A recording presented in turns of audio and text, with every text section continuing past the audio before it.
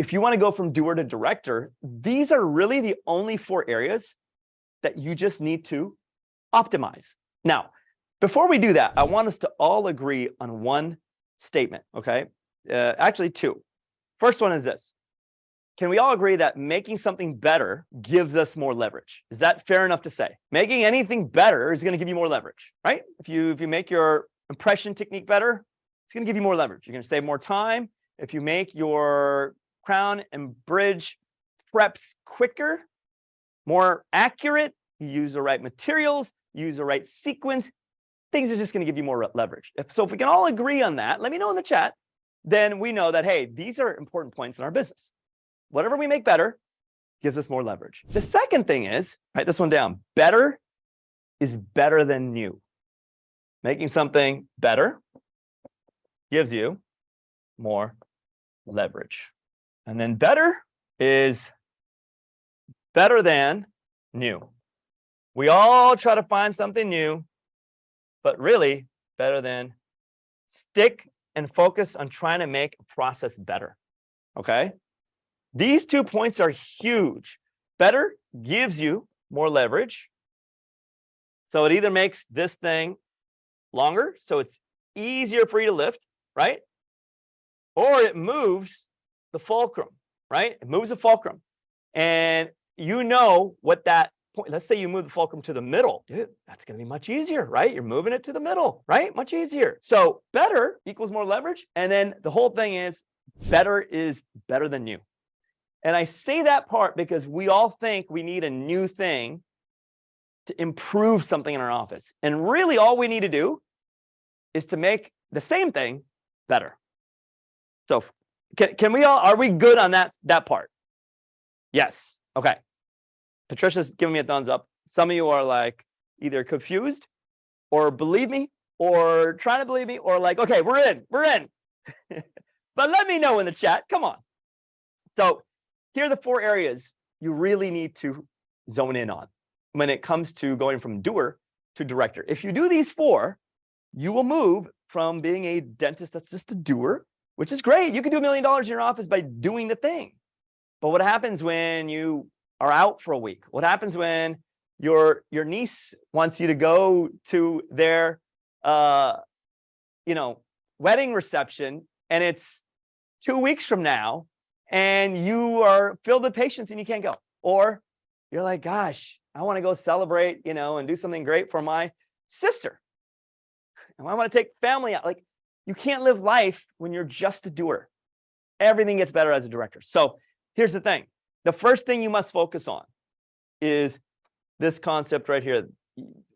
Out of the 4, the first one, you got to ask yourself, what are my producers in my practice? Remember, there's 4 areas. So part 1, what are my producers? Now, when I say producers, I'm talking money. Who is generating the money in your office? Now, I can tell you this, and no discredit for, ancillary or supporting team members, RDAs, assistants, so valuable. But as a business owner, you have to look at the roles your business has. And it's usually just the dentist and the hygienist. They produce the work. And I can guarantee you, the more producers you have, the more revenue you are likely to generate. Okay? That doesn't mean your profit margin is going to go up, because that's a different conversation. But you will generate more revenue. So if you have a practice and you're the only producer, that's a thin, you're like riding on thin ice right there, right? Because if you're out, that's not good. Now, if you have the hygienist and you, better. But even better is you have you and another clinician, even better, and the hygienist. Now things start to thicken up. The ice isn't as thin, right? So if you look at who are my producers? Well, associate dentist, right? And if there's no associate dentist, it's what? It's the owner dentist, right? It's you. So you really need to, because the whole idea is to move from doer to director. You can't be the director unless you have an associate, unless you're on board trying to get one. And if you have an associate already, and if you're pretty full and you're like, wow, we're full, we're not yet ready for 3, but I have the capacity in my practice, then you really should aim at getting a 3rd producer in there. Now, there's many other ways you can do it. Rather than an associate dentist, who else is a producer? You got the hygienist, right? We also have the specialists. The specialists. Many of you refer out things in your practice that if you just took a little bit of time and you created that one relationship of that individual to come into your office for us as a periodontist or endodontist, that would increase your revenue at least by $100,000 a year. Okay, because you're referring out way more than you think. Okay, specialty. So your specialties, those are producers right there. So you got to ask yourself, if I'm going to go from doer to director, I got to have some of these people. And if I don't have some of these people, if I'm the owner dentist, let me just start with this, Ranesh. I refer out a lot of endo. Let me get an endodontist. Or I refer out a lot of OS, but we do a lot of perio in our office.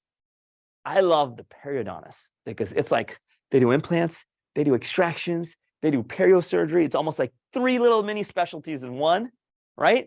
So perio is a great one. So then you start stacking their schedule with those cases. Like, okay, I'm going to see you. We have 6 cases for you on a Tuesday. It's going to be about, $10,000 of product collections.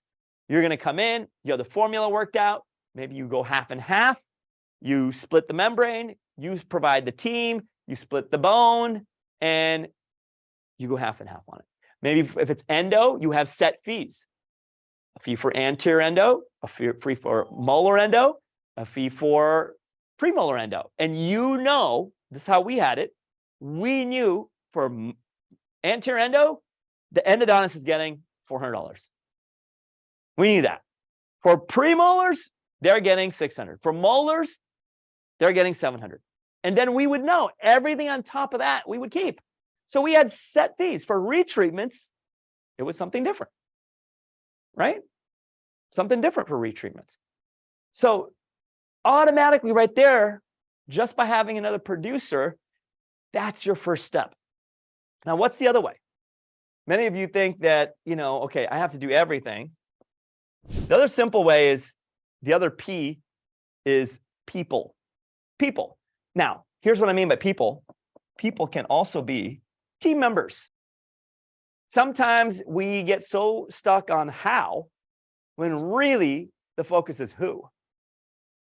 Not always how do I do it, who can do it? Those are the questions you got to ask. It's not how can I do it, who can do it? Because remember, the doer, if you're in doer land, you're always asking how I can do this. And I do the same thing. I'm guilty of this as well. And I'm like, maybe I need to unleash some of this stuff to this person, right? Doer to director. The more you swing the weight and you push the weight towards that side, you become more the director. The beautiful thing about being a director is now you can orchestrate and work more on the business than in the business. Gives you way more flexibility, way more control over revenue growth difference rather than revenue production. Directors have more control over revenue growth versus revenue production. Think of the distinction there. Revenue production is you sitting down and doing the crown. Revenue growth is you appointing an associate to do the crown. You directed them to do the crown, and you growing the revenue because of that. You're not producing it. Someone else is doing it. Big difference. Fine distinction, but it's a distinction that matters. So you have to look for people. Team members are one of those people. One of those things. Team, virtual assistants, virtual, like a VA. You see, Rona's on this call. Rona's a dentist from the Philippines, and Rona works with Dr. Sophie Nabavi's office. You know that. So Sophie's a dentist, and she's like, Ranesh, all the stuff that you're teaching me from a marketing standpoint, I get it, but I don't know if I'm going to be the doer here. I'd rather be the director. And I'm going to offset that to Rona. And Rona is going to do it, but I'm going to direct it. But we're on the same team. So she was like, okay, I'm going to have Rona do it. It wasn't how, it was who. And you can ask Rona in the chat. I'm sure you guys have seen traction from what you're already starting to do, right? Makes a difference, right? So your VAs are a great place for that. Upwork, onlinejobs.ph, right? You can get online team members from the Philippines, onlinejobs.ph. You can do Upwork as well. And these are, and even on my team, shout out to my team, Ren on my team. Ren's from the Philippines. He does an incredible job. My whole entire team is remote. Like everybody's remote. So you have to look at, hey, what are some of the people I can have do check eligibility for me? Well, do they have to be in the office? No. Do they have to have a phone? Yes. Do they have to have, a computer? Yes. So it really makes it easier when you're like, okay, I just got to find those people. Not everybody has to be chairside with you. Now, some of those people have to be dental assistants, right? Some of them do. Some of them have to be, and I'm not talking about hygienists, right? Because those are all your producers. I'm talking about the people that you need to do certain tasks, edit your video, marketing. Hey, you know what? I got a whole thing together with the before and after from this patient that we saw. Can I just send it to you, and then you can edit this, and then you can post it on our Instagram? Sure, I can do that. You see, if you don't have a process for something that's structured, then discipline will fail you. I can almost tell someone starting off, like they're really ambitious, but they don't have the process. They got the discipline, but they don't have a process down. Eventually, the discipline runs out, and the process will always serve you, right? You always fall to the levels of your what? Habits. You never rise to the level of your goals. You fall to the level of your habits, right? James Clear. You don't rise to the level of your goals. You fall to the level of your habits. So what are your habits around those things? Do you have people to do those things? It's who, not how sometimes. Do you have a consistent routine with your people every single certain day of the week? On Tuesdays, we're printing out unscheduled treatment plans. And actually, Monday is probably one of the best days. Monday or Tuesday. Best way to do that, best day to do that. And then you reach out to them throughout the week. Oh, I got a process down. I got the people. I got the team members. I got specific key people. And now your focus becomes getting the right producers, getting the right people. You're thinking like the director. So what happens then? Well, here's a third piece of the puzzle that many miss and they undervalue. It starts with a V. We got producers, we got people. When you move from doer to director, you are organizing, coordinating, piecing together producers, people, and the third thing, vendors. Many of you don't take and make the most use out of your vendors. If you have a laser, set up some training for the team. If you have an iTero, set that up. Whatever equipment or supplies you use, utilize the vendor. If you have a local lab you use, who's your contact point at the lab? Can you have them get on the phone with the team and explain the process to your team members? Absolutely. So vendors are huge. I've talked about Cindy from 38 Smiles Lab, local lab here. She does incredible work for a lot of our dentists here and in our other programs. And she literally will get on the phone, do like a shade guide with you or shade match. She'll talk to the patient, like she'll do FaceTime. She'll go like literally do a 3-day turnaround on your digital cases. So if you need a zirconia crown, you send her the scan, the file, she does a 3-day turnaround. So like she's super hands-on. But then how do you utilize that vendor? Because that's a lab, right? You get them in touch with your back office manager or your assistant. They coordinate it. They coordinate it. You oversee it. They coordinate it. I just prepped the case. Here's what needs to be done. Let Cindy know. Cindy coordinates it with your back office. They send out the case. Maybe there's questions. If they can't resolve it, you jump in. Look around your practice, any place that you order over and over and over from.